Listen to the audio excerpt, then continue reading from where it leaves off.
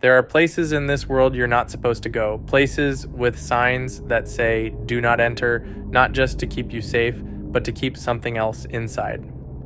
You might think those warnings are just for show, but there are some who find out the truth the hard way. Hey, today's video is not about urban legends. It's about real people who stepped into real forbidden zones, and what they experienced once inside was nothing short of bone-chilling. We'll walk through 3 terrifying stories of forbidden places, places that aren't marked on the average map, places that seem to reach out and take something from the people who enter them. And the most disturbing part, not everyone came back out. So grab a blanket, turn off the lights, and settle in, because these stories are about to take you deep into the unknown. Our first story takes us to West Virginia, to a secret that sat quietly beneath a luxury resort for decades. And in the 1950s, during the Cold War, the U.S. government secretly constructed a massive underground bunker beneath the Greenbrier Resort. This wasn't just a shelter, it was a self-sustaining city, complete with a hospital, dormitories, a broadcasting center, and even a legislative chamber, all designed to house all 535 members of Congress in the event of a nuclear attack. It was a marvel of covert engineering built under the guise of an addition to the hotel, its immense blast doors camouflaged behind a seemingly innocent loading dock. By the 1990s, the secret was out, exposed by a Washington Post expose in 1992, and the facility was officially decommissioned.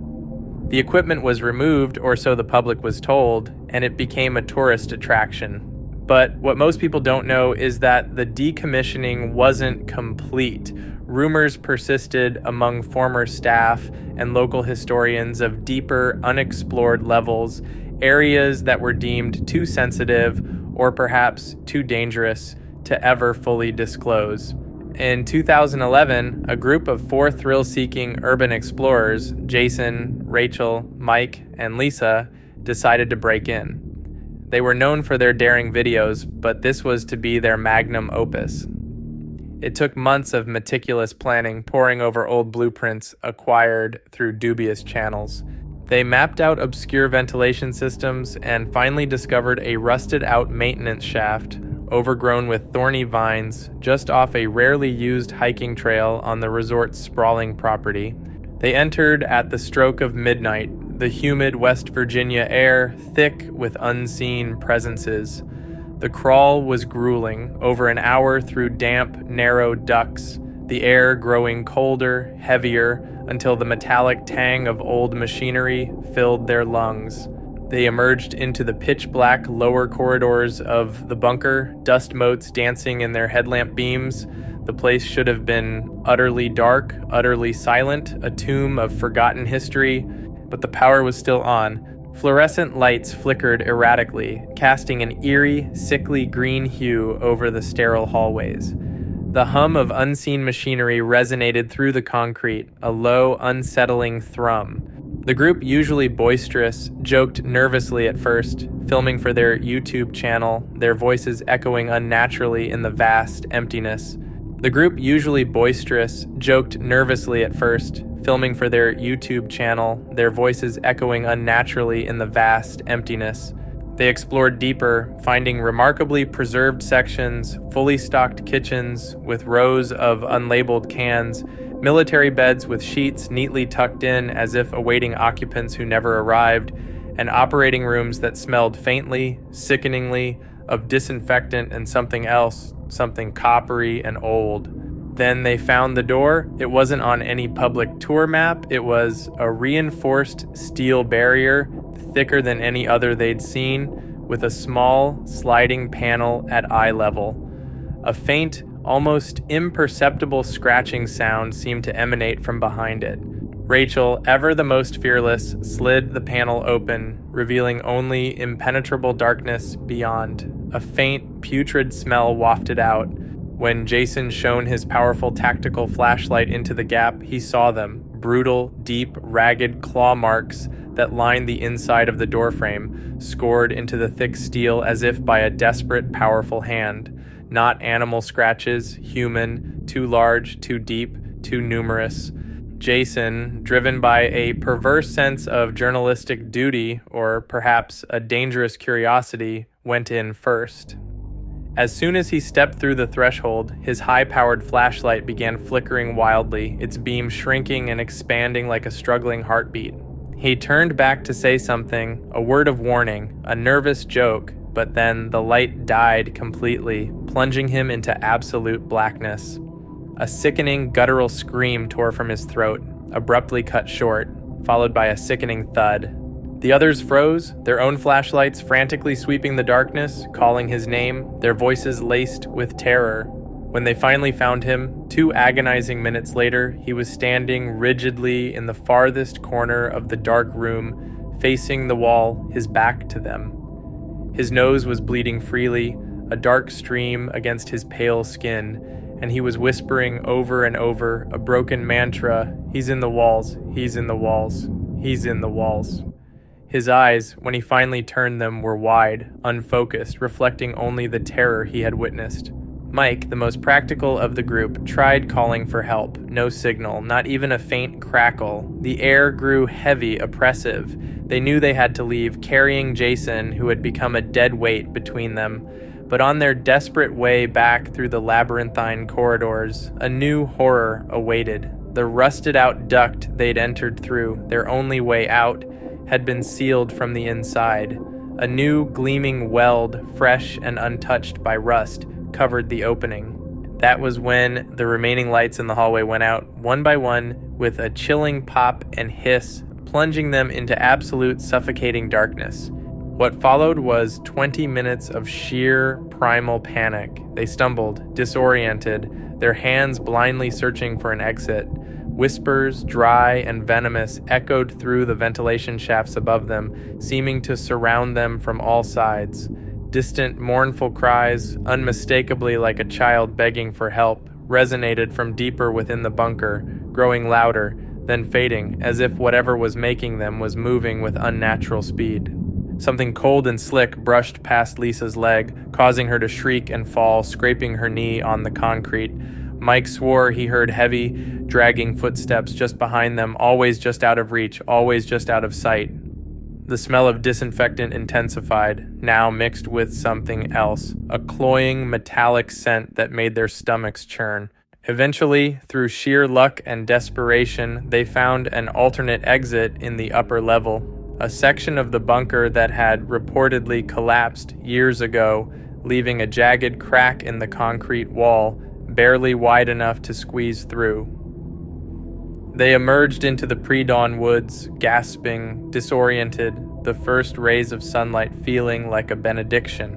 2 hours later, as they walked back to their car, exhausted and traumatized, 3 black SUVs with tinted windows roared silently down the gravel road, pulling up sharply in front of them. Men in dark military gear, their faces grim and unreadable, emerged. They moved with unnerving efficiency, demanded the camera, and systematically deleted every file, then drove off without a word, leaving the foursome utterly bewildered and alone. The group tried to post about it online, to share their footage and their story. Their accounts were locked within days. Every photo, every video, every blog post vanished as if it had never existed. They never tried exploring again. The experience had permanently scarred them. Rachel still flinches at flickering lights. Mike has developed a crippling fear of enclosed spaces. And Jason, the one who stepped into the darkness, still wakes up screaming in the dead of night, his pillow often soaked with blood from recurring nosebleeds, whispering the same chilling words. "He's in the walls. He's in the walls." Eventually, through sheer luck and desperation, they found an alternate exit in the upper level, a section of the bunker that had reportedly collapsed years ago, leaving a jagged crack in the concrete wall, barely wide enough to squeeze through. They emerged into the pre-dawn woods, gasping, disoriented, the first rays of sunlight feeling like a benediction. Next, we head to the unforgiving, snow-covered wilderness of Siberia to a place known to the indigenous Mansi people as Kholat Shachel, which translates ominously to Mountain of the Dead. The mountain is infamous for the Dyatlov Pass incident in 1959, an unsolved mystery where 9 experienced hikers mysteriously died under bizarre and horrifying circumstances. Their tent was found ripped open from the inside, their bodies scattered, some partially clothed, some missing eyes or a tongue, others with unexplained internal injuries despite no obvious external trauma. Decades later, in 2019, 3 German adventure vloggers decided to retrace the Dyatlov group's doomed path, seeking to unravel the enigma. Lucas, Petra, and Janice were seasoned adventurers known for their extreme expeditions. They were experienced in alpine conditions, smart about their preparations, and well equipped with the latest gear, satellite phones, and high-definition cameras. They believed their modern technology and meticulous planning would protect them from whatever malevolent force had claimed the Dyatlov group. And they never expected what they found.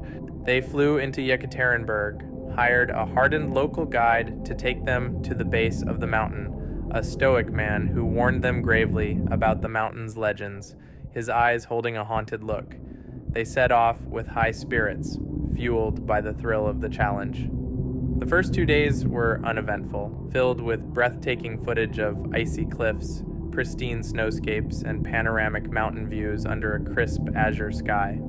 Their vlogs showed them laughing, pushing their limits, seemingly invincible.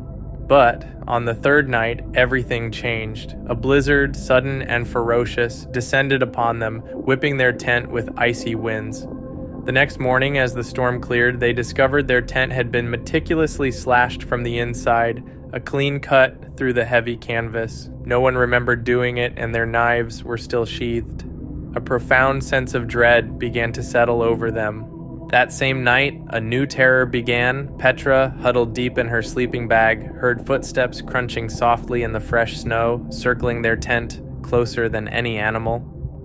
Lucas, always the protector, got up to check, his breath fogging in the frigid air. He found nothing, no tracks, no sign of any creature, yet he returned shaking, his face pale, convinced he had heard something breathing just outside the fabric of the tent. Moments later, their radio, which had been silent for days, picked up a burst of static, then a faint, distorted voice, speaking in guttural German, chillingly clear. Get out now. By the 5th day, their vlogs showed obvious, terrifying signs of panic and deterioration. Lucas was visibly thinner, his eyes sunken, constantly scanning the tree line. Petra wouldn't speak on camera at all, her face etched with a silent, profound fear, her gaze fixed on something unseen. Janice, usually the most composed, kept looking over his shoulder, his movements jerky, like something was relentlessly following them, just beyond the reach of their cameras. The breathtaking mountain views were replaced by claustrophobic close-ups of their increasingly desperate faces. Their voices were strained, their movements frantic. They were clearly running from something, or something was relentlessly pursuing them. Abruptly, not with a technical malfunction, but with a sudden violent jolt, a flash of blurry white, and a high-pitched, inhuman shriek that fades into pure silence. Weeks later, after an extensive and hushed search operation, only Lucas was found. He was barefoot, wandering through a remote Mansi village 50 miles away, covered in severe frostbite, his skin mottled blue and black. His eyes were wide, vacant, staring into an abyss only he could see. The most disturbing detail, his tongue had been surgically removed with horrifying precision, a clean cut. His survival was deemed a miracle, yet he was broken. When the Russian military took over the case, they quickly sealed off the area and issued a terse statement, an unfortunate accident due to extreme weather conditions. But no one believed that. The locals, the veteran rescue teams, and the families of the missing vloggers knew better. The Mansi people spoke of ancient spirits, of the mountain claiming its due, of the Dyatlov group's fate being a warning ignored. Janice and Petra were never found. Their bodies, their cameras, their last moments remain swallowed by Kholat Shakal.